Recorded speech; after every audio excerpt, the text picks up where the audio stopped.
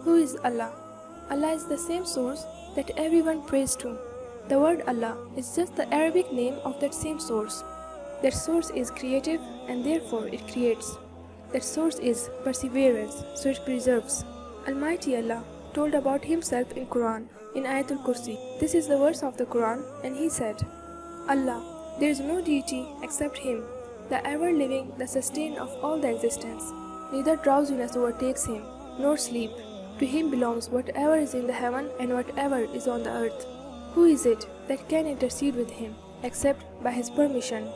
He knows what is before them and what will be after them, and they encompass not a thing of His knowledge, except for what He wills. His throne chair extends over the heavens and the earth, and their preservation tires Him not. And He is the Most High, the Most Great. In another verse of the Quran, Almighty Allah said about Himself, He said that Allah is the light of the heavens and the earth.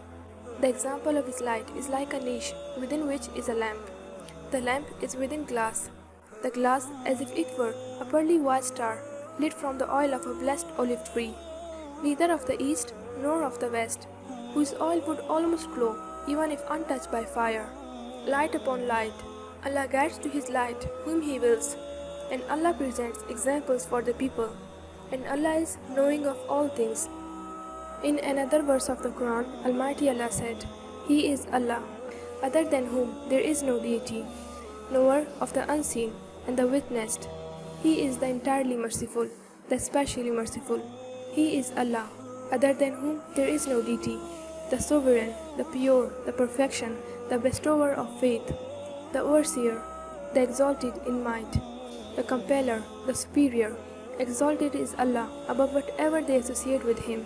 He is Allah, the creator, the inventor, the fashioner. To Him belongs the best names. Whatever is in the heavens and the earth is exalting Him. He is the exalted in might, the wise.